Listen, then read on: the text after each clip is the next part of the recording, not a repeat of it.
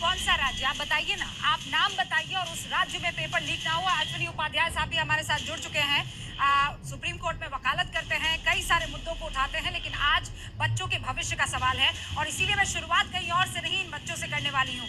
सबसे पहले आपसे, आपका नाम क्या है? खड़े हो जाइए। मध्यम परिवार से आता हूँ, आज यहाँ मेहनत कर रहा हूँ, लेकिन एग्जाम हो रहे हैं तो पेपर लीक हो जा रहे हैं। पूंजीपतियों की यहाँ पे वाहवाही हो रही है। क्या इसके बारे में आप क्या कहना चाहेंगे? हम लोग की तो मेहनत पानी में है। ये बड़ा सवाल है, आपसे जानना चाहूंगी इसकी, ये जो गठजोड़ है ये किसका गठजोड़ है? पेपर जा रहा है बंद बक्सों में, पेपर जा रहा है स्ट्रांग रूम में और पैसा मिलता है और आप इनकी मेहनत को नहीं देखते। ये मेधावी छात्र या जो पढ़ने वाले लड़के हैं, वो जब एग्जामिनेशन हॉल में आते हैं और मात्र 2 घंटे पहले उन्हें जब ये मालूम होता है कि एग्जामिनेशन के पेपर्स लीक हो गए हैं, तो समझिए इनके ऊपर मानसिक रूप से क्या प्रभाव पड़ता होगा। ये एक नेशनल क्राइसिस है और आपने बहुत अच्छा किया कि इस तरह का एक नेशनल प्रोग्राम रखा है और इन बच्चों के साथ हम लोगों को बहुत कुछ सीखने का मौका मिलेगा और हम सभी को ये जानने का मौका मिलेगा। और हम इनको क्या मुंह दिखाएंगे केसी त्यागी साहब? हम किस मुंह से इनको ये कहें कि तुम हमारे देश का मुस्तकबिल हो? और ये सभी जितने भी एंकर हैं उन सभी से मेरा, एंकर मैं हूँ और वो जितने भी ऑडियंस हैं उन सभी से मेरा सवाल ये है कि पेपर लीक का मामला ये आज नहीं है, ये बहुत दिनों से और अन्य प्रकार के एग्जामों में इस तरह के सिचुएशन आते रहे हैं, लेकिन इसका उपाय क्या है? यदि मान लिया जाए कि हम कोई एग्जाम कंडक्ट कराएं, उस कंडक्ट एग्जाम में पेपर लीक हुई, तो लीक कराने वाले जो मुजरिस है उसको कार्रवाई होनी चाहिए। और ये बात बुरी नहीं है कि एग्जाम में पेपर लीक हुआ, बुरी बात तो ये हुआ कि लीक कराने वाले लोगों को कार्रवाई नहीं हुई और ये गवर्नमेंट अपनी जिम्मेदारी को बहुत गैर कानूनी तरफ से नकार देती है, अपनी रिस्पॉन्सिबिलिटी गैर जिम्मेदाराना तरीके से। मैं समझ गई। आइए सर, इधर आइए। आप ये कह रहे हैं कि एक्शन, वही अश्विनी उपाध्याय आपकी बातों को एको करता हुआ ये बच्चा। 135 करोड़ की आबादी है भारत की, पूरे ये जो पेपर लीक की समस्या आज से नहीं आई है, कई सालों से आ रही है, लगातार अंतराल पे आती रहती है। जब तक पूरे तंत्र को खंगाला नहीं जाएगा, पूरे तंत्र को एक्सपोज नहीं किया जाएगा, सीबीआई हाई लेवल की जांच नहीं कराई जाएगी, तब तक ये नहीं रुकने वाला। ये तंत्र क्या है भाई? कौन सा तंत्र है? क्या लगता है? आप लोग तो उन लोगों के भी संपर्क में होंगे ना जो ऐसे काम, अरे मैं तो पास हो जाऊंगा, पढ़ने वढ़ने की हमें जरूरत नहीं है।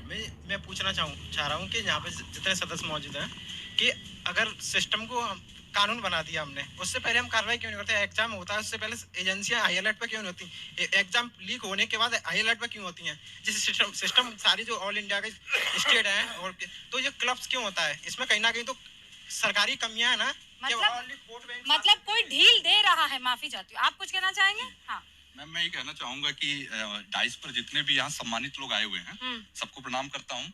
और मेरा प्रश्न ये है कि सारे यहाँ किसी भी पार्टी, जितने भी पार्टी के यहाँ पर स्पोक्स पर्सन या जो भी सम्मानित लोग आए हुए हैं, कि जो आज विषय है पेपर लीक का विषय है, कि आए दिन जो है तमाम राज्यों में, चाहे वो जो केंद्र स्तर की जो है तमाम सारे एग्जाम हो, चाहे राज्य स्तर के, चाहे वर्ग ए, चाहे वर्ग बी, वर्ग सी, किसी भी जो है जिस भी वर्ग के एग्जाम होते हैं, आए दिन उसमें पेपर लीक की घटनाएं होती रहती हैं।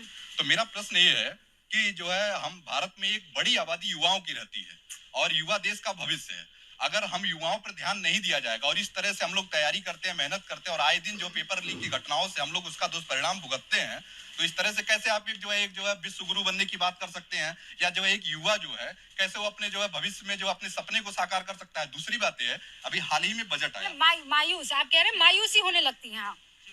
हमें हमारी सरकार ने इतने बिल बनाए, क्या हम स्टूडेंटों के लिए भी कोई बिल है जिसमें एक निश्चित समय अंतराल के अंतर्गत और पारदर्शिता के अंतर्गत हमें जॉब दी जाए? सरकार हमारे लिए भी क्या बिल लाएगी कोई ऐसा? हाँ, कानून दुनिया भर के बनते हैं, हमारे लिए कोई कानून बनेगा क्या? मेरा सरकार से या जो भी लोग यहाँ पे बैठे हैं उनसे यह प्रश्न है कि मतलब आप लोगों के द्वारा ही बहुत सारे माफियाओं को इन चीजों में आगे बढ़ने के लिए आमंत्रण दिया जाता है, उनके द्वारा ही आगे बढ़ाया जाता है पेपर लीक मामला, क्योंकि आप लोगों की तरफ से ही उनको क्या कहते हैं संरक्षण दिया जाता है, जो कि आगे बढ़ के पेपर लीक करवाते हैं और लोगों को कहते हैं कि हम आपको नौकरी दिलवाएंगे, इतने में करवाएंगे।